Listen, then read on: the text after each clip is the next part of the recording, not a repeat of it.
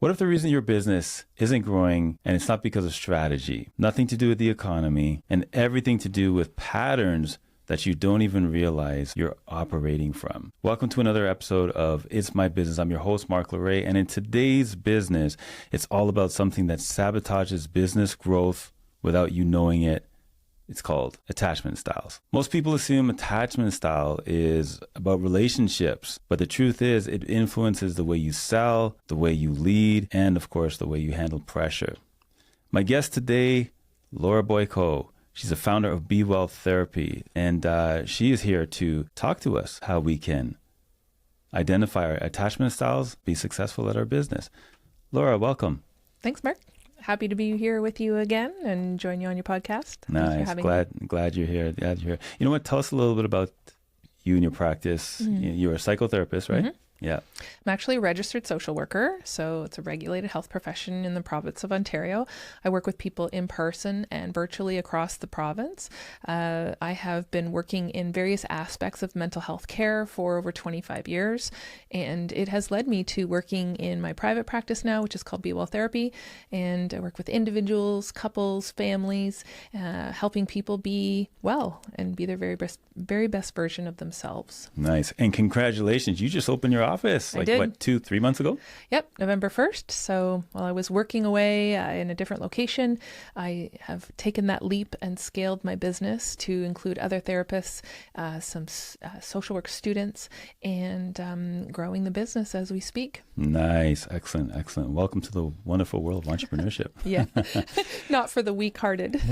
Exactly. And on that note, let's get into our topic for the day, which is attachment styles. Mm-hmm. You know, I was thinking about this a few months back, like, hey, I wonder if attachment styles, does that affect the way that one does business? Because as I said off the top, a lot of times we associate attachment styles with romantic relationships. So yeah. Do you understand your attachment style so that you can strengthen your marriage and stuff like that? But can it apply to business? I remember shooting you a text the moment I had that thought, and you're like, yeah, absolutely. I'm like, okay, yeah, let's jump on a podcast and let's talk about it, right? So can you explain to me, well, first of all, to someone who's never heard of attachment styles, like what does that mean and what are they? Yeah. So attachment styles, the thing is we all have them. Like you have an attachment style, I have an attachment style, and it comes from how we grew up as a baby, as an infant, a toddler, a young person. It is the wiring that we have as human beings in those early years of life that influence how we become adults, both in our relationships and our marriages, but also in business, whether we're working for someone else or we're working for ourselves. So we think about those 4 attachment styles as being secure, where we had all of our needs met, whether they were physically, mentally, emotionally, spiritually as children. There's anxious. Maybe we couldn't depend on those needs being met. Maybe there's avoidant because there was some inconsistency for us in terms of having that caregiver or guardian being present for us. And then there's a 4th one called fearful avoidant. Secure, anxious, avoidant, and fearful avoidant. Okay. And how can one identify that? Like how would I know which attachment style I have? Do I want to know? Yeah, you absolutely would want to know because these attachment styles drive behavior in our business that can either scale our business or stall it. Yeah. So it's really important to understand how we are leveraging and being able to be aware of our own attachment style, because it's about safety, trust, and regulation. We all have a nervous system. People have often heard about that fight or flight, run from the tiger. And if you know in business, we're constantly making decisions that are making our nervous system light up, I say, like a Christmas tree. It's anxious making. It's like, oh no, I don't know if this is going to work out or not. And our attachment style will dictate how we rest in those decisions, whether we make them hastily, whether we make them with an emotional response versus a statistic or a KPI or objective or a values-based or strategic-based approach. So our attachment style will definitely impact that. The other thing that I would say is that our attachment styles influence whether we're leading based on consistency or unpredictability. Our attachment styles lead us in our decisions around emotional attunement versus dismissal. So if you didn't get those needs met, you might have a more anxious attachment style. And so when a customer gives you poor feedback or you get a bad Google review, that can send some people spinning because it's like, oh no, I need to change my entire business approach. Because when I was a kid, not realizing it, when I got in trouble for something, bad things happened. Versus in business, that's not necessarily the case, but it's like our emotional reaction to that really can dictate the behaviors and the behavioral responses that we have in business. Yeah. So sorry, this one is more what, like this would be the avoidant attachment style, like that type of. That would probably be more of an anxious attachment. The anxious, yeah. Yeah. Okay. It almost sounds more extreme. I guess there are levels of. For sure. We're going to have levels of all of these attachment styles. And certainly sometimes when they're really exacerbated, and certainly stress can exacerbate them, we can have certain behaviors that are always present and they're kind of well managed. But if we throw some stress in there, we throw a slow month revenue wise on there, we throw a couple people who have decided to leave the company, or the workload is really high but you don't have the work to help, or the assistance to help out, all that stuff leads to stress, which can then elevate and exacerbate the attachment style that you've already had, that you have. Okay. And then once you identify these attachment styles, let's just say someone realizes, even hearing this conversation, I think I'm the fearful avoidant. I don't want to be that guy. I don't want to be that person.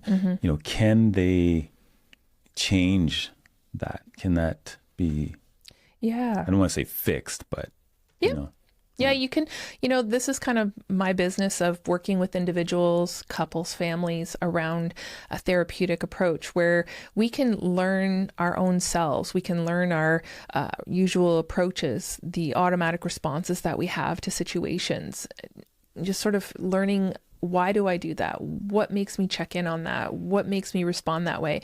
And the more that we have self-awareness about why we're responding in a certain way, and then making a conscious choice for ourselves to choose to respond in a different way. And sometimes that requires us to sit a little bit in discomfort, and the discomfort of like waiting it out, or trusting in the process, or asking for help. When we're used to doing everything ourselves, now we have to depend on someone else. Yeah. That feels really uncomfortable. But that's the part of learning to be secure in our attachment styles so that we can rest easy in some of those decision making, trust in that we're going to work according to the strategy, that we don't have to be fearful that we're not going to get what we need in business, or that business isn't going to come, or the next referral isn't going to come, if we can just sort of relax about it and know that it's going to happen. Yeah.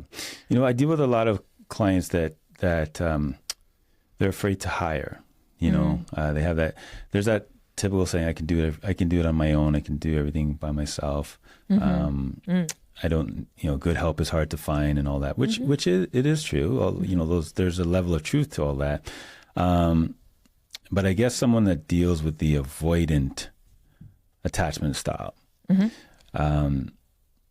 they would find it extremely difficult to trust. I guess trust is a major thing when it comes to, especially that type of attachment style. Would you say? Yeah, we think about those folks as sort of being the lone wolf, right? They do everything themselves. They're kind of, like to control the situation. They have a hard time delegating. They don't trust other people. They don't trust other people to do it as well as they would do it. But the unfortunate part of that is it leads to exhaustion and burnout. They are trying to do everything themselves. And as we know, you wear many hats in business. And when you're growing, there's not enough hours in the day to do all of the things that are required. Yeah. So it's that sense of control, just know that you can let it go. You can release, trust. It's probably, would you say, a trust in yourself? Absolutely. Ugh. Yeah. That's the part that sometimes comes up for my clients as well is, trusting in your decision making, knowing that you're going to make a decision that it will turn out okay. And even if it doesn't turn out exactly as you wanted it to, that's okay too, right? I'm a big believer in kind of like, this is where I always say the woo meets the work, is like the universe has something in store for us that we might not always plan, or we plan it to be, it's going to be this way. And for some reason, something else shows up. Yeah. And we can fight that and push away against that and avoid that. Or we can kind of say, hey, this is in flow. This feels easy. I'm going to trust this going forward. Yeah. Right? Yeah. Yeah. I think trust is a real big thing. That's something that I know that I had to learn along the way, being in business over like 27 years now. Oh, that seems like a long time. And, I had to learn that it's okay to trust others. It's sometimes there's that common saying that, no one does it better than me, or, but I found, and I learned it many years ago, that when I learned to trust others and bring others on my team and have others involved in what I'm doing, that it just made my stress level go down, and it made my business more enjoyable and, of course, scalable. Yeah. Right. So I think trust is a huge factor in any form of relationship. Yeah. And I would even throw in another mix of like birth order. So I don't know if you have siblings. Yeah. I'm an only child. So I grew up kind of like, I have to figure it out on my own. If it's to be, it's up to me. I have to figure out how to do all of these pieces of the business on my own. And so I really struggle at times with delegating, and not because I don't trust people, but I've always just done it on my own anyways. Yeah. So that is a thing, birth order. That's probably a good one for another episode. Yeah. Yeah. Birth order. I do know, there's with middle child. So I'm the eldest of three. So you're going to be a natural leader just because you were the eldest of three. So you were probably, having your siblings tagging along to the playground, or, you were tasked with the responsibility of making sure you all walked home from school together. And so it makes sense. Can you start to see how that connects to business, where you're like, I'm in charge. I'm going to figure this out. I'm going to lead the business. Yeah. Yeah, It's funny you say that, because I've always been a leader. Like even in school, I remember a situation I'm thinking of right now. When I was in grade 5, our teacher, she's actually my favorite teacher of all time. Yeah. What's her name? Rest in peace, Miss Whelan. Miss Whelan. Yeah. Yes. She passed away in 2016. And I just remember at the time, she was a very young teacher. She was like 26 years old, and students wouldn't take her seriously, I guess, because she was so young and she was fun and whatnot. Wouldn't take her seriously. And I remember after school one day when everybody left, and I just remember seeing her almost in tears at times. And I remember going to her, Miss Whelan, I have an idea. What if we put all the desks together and in groups, and then we assigned the leader? I don't think I used the word assign in grade 5, but we chose a leader of each group, and I don't know, whatever it was some other ideas that I came along, gave her with that, and she thought it was a phenomenal idea. And she goes, could you help me let's do it now, right? And the moment we did that, our class, everyone completed their homework. She got attention from the class. She was able to teach, her sessions, because again, they weren't taking her seriously, right? And we had a phenomenal class, right? So I look back to that every now and then. That's like a reminder for me that, wow, I've always had those leadership skills from then. I didn't realize what I was doing even back then in grade 5. No. Yeah. So that, and that's a great story, because you can think about Miss Whelan. What kind of attachment style did she have in that moment? Was she able to accept influence from one of her students? Was she able to change and pivot in the moment because something wasn't working? Yeah. And she was stressed. And so she was able to listen to little Mark's voice to try to decide to do something different that actually created a better outcome. Yeah. I like that you said that she was able to listen to little Mark. Even as going back to business, to entrepreneurship, that you got to be able to be open to the ideas of your team members, those that you're managing, that you're not the one that has all the answers.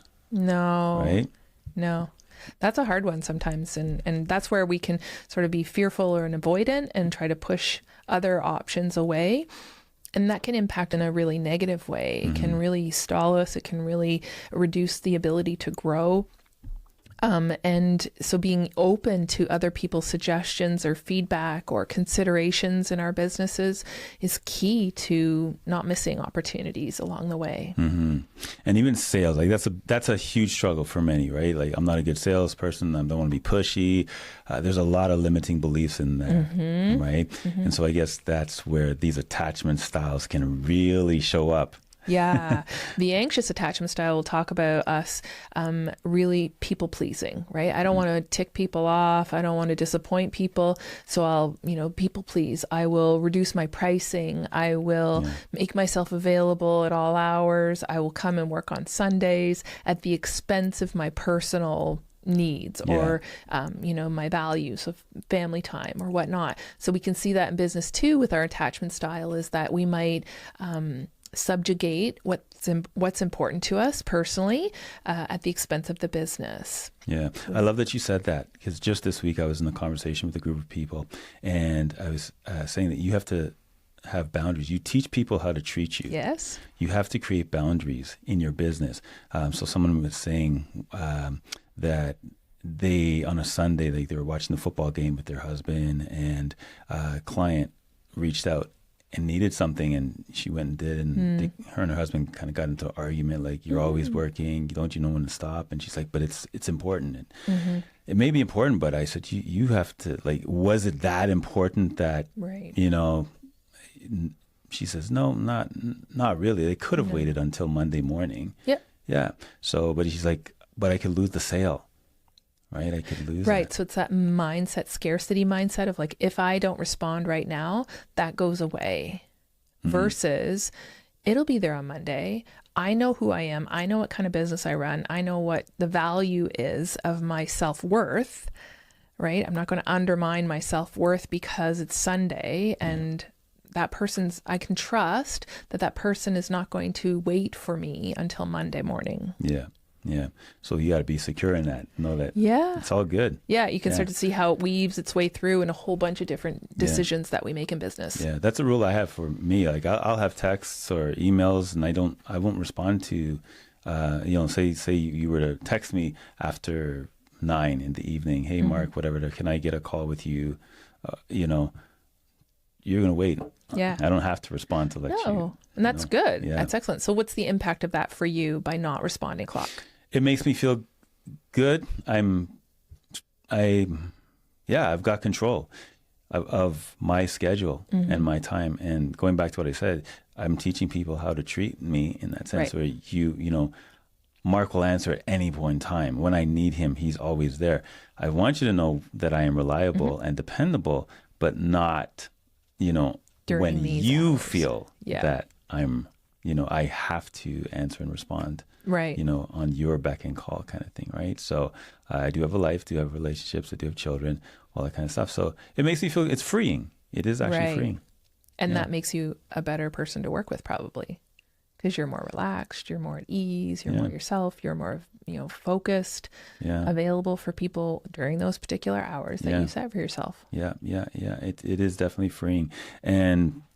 And especially I like it when individuals, I'll see the preface, sorry, I know that you don't respond to messages on, this day or whatever. You've trained them. That's it, right? Yeah. So, and it is very, very freeing. So I would say, growing up, just based on what you're saying about the attachment styles, I think I'm more I was the fearful of one, because I kind of had a bit of a difficult childhood growing up, and I had to learn along the way through therapy, right? Having a counselor to help me to become more secure within myself and understand certain things. So I like what you said off the top, that you can improve or you can move from one attachment style to the other, right? But it comes through getting help. Yeah, I think the more self-awareness we have about how we operate as individuals, as human beings, we can make different choices for ourselves. It's not to say that that goes away, that sort of baked in attachment style that you had from early childhood doesn't show up from time to time. And that's an approach that I use in my therapy. And we talk kind of, people might know or have heard about parts work. And I find it's a really helpful approach when we talk about that part of ourselves that shows up that is like, oh, you're going to screw this up. Yeah. Right. And so it's not that part will go away and people will say, well, I need to get over that part, or I need to get through that, or get rid of that. And I'm like, but that's who you are as a person. That's baked into you. So we may be able to reduce the incidence, the frequency, the noise of that part showing up. But when it does show up, instead of being like, oh, I have to get rid of that, that's a part of me I need to like ixnay, is, oh, I see you there, part that's questioning me. Why are you showing up today? And starting to really embrace that part to say, hey, it's actually a part of me that's like wanting to protect me, because maybe there's some risk here that I'm not paying attention to. Maybe I'm making a decision based on emotionality versus the facts. Right? So our systems are highly attuned. Our nervous systems are always paying attention to what's going on around us. And so I'll often say, if you're not listening to your, thoughts, your emotions, your physical body will tell you. It will stop you dead in its tracks if it wants you to stop. If you keep pushing and pushing and pushing in business, it will stop you. I'm guilty of it too. I work my buns off and probably work too hard. And so when you talk about boundaries, and as a therapist, I'm like, oh, sometimes I don't have the best day either. I'm answering people at all hours of the day. But physically, my body has stopped me a few times in the last year. And it does that by actually taking my voice away. So as someone who talks for a living, that is the quickest way you can stop me, is to take away my voice. Yeah. So it's like self-talk. We have to have really good self-talk. Yeah. Talk to yourself. Isn't that so true though in business? Like you need to pump your own tires half the time, because there isn't anybody around saying, good job, Laura, or good job, Mark. Yeah, exactly. You really need to be able to have that self-efficacy to say, you're doing great. You're doing great. This is just going to a passing phase. We'll move through this, and to be able to trust in yourself that it's going to happen. It's going to be okay. Yeah. That kind of reminds me of like in sales. It's so common. Many business owners stay away from the follow-up, right? I don't want to bother people. I don't want to, I feel like I'm pushy, all that kind of stuff. And sometimes it's just, I remember having a conversation with a couple of my clients on one of our coaching calls. And I says, it's not always following up an individual. You're thinking that you're bothering them, or you're interrupting them. It could be that they didn't get back to you because something is going on in their life. It could be that they haven't had the time to make a decision yet. If you're B2B, business to business in sales, it could be that that person hasn't had a chance to meet with the decision maker as yet. There's so many factors, but a lot of times we tell ourselves, that self-talk, that it's me bothering, interrupting. I don't want to be that person. I don't want to do that. That's so important, because as you and I have similar but different businesses, it's all about relationship building, right? So I'll meet someone at a vendor show or networking opportunity, and months will go by, and then I'll get a phone call and they'll be like, hey, Laura, are you taking any new clients? And I'm like, sure. Who's this for? And they're like, it's for me. So, people watch you from afar and they listen to how you speak and how you interact with other people. They're assessing you for when the time is right. And for my business, a lot of people, don't even think about me until they need me. Yeah. So maybe that's the same for some of your clients as well, that, their service is specific enough that not everybody needs you all the time. But when they do, they're going to go, oh, that person, that know, like, trust, remember approach. So yeah, definitely. People do business with who they know, like, and trust, and that's why it's so important to build your personal brand. Yeah. Right. Focus on improving yourself, showing up authentically. That's a huge thing for me. And I think that's really important, showing up authentically. And even with your flaws, like you're hearing it here. I said it right now. I wasn't the guy that said, oh, yes, I am the secure attachment. Yeah. Like right away, I was the avoidant, right? The fearful avoidant. But I've learned, as I said, how to improve myself there. Laura, tell us what you got going on. What's coming up with you? As I mentioned, I opened my own office last November. So 2026 is going to be a year full of exciting things at BeWell. We are building out our team of therapists. So there are additional therapists that have immediate availability to see individuals, couples, families at our office in downtown Whitby. We can also see people virtually across Ontario.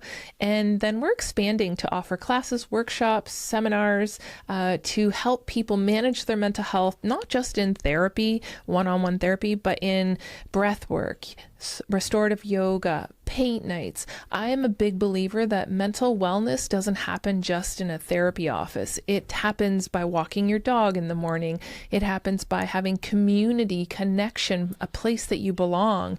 And so I'm hoping to create that at BeWell so that the community knows if you're struggling with mental health in any way, the place that you're going to be able to get your needs met and have secure attachment is at BeWell Therapy. Oh, I love that. So where can people find you? We're located right in downtown Whitby at 214 Dundas Street. We're on the second floor, just above a little shout out for my neighbor, the Simply British Foods. Easiest way to find us. Okay, and what about online? Online, you can, a great website that includes everything and all the services that we offer at BeWellTherapy.ca. In addition to the office that I offer outside of the office is equine assisted therapy, and I do that at a farm in Ajax where we work with horses. People always give me a bit of a squinty eye on that one. Like, you do what? So that's at the office, and then have a pretty active Instagram, BeWell.therapy, where you can find out all of the cool things that are happening at BeWell. Yeah, I love what you do on Instagram, by the way. Thanks. Yeah, I love your posts. She is very good at what she does there. Laura, it's amazing. Thank you for being on my show. I'm glad to have you. Thank you for the valuable tips that you shared. Thank you so much, Mark. I appreciate you.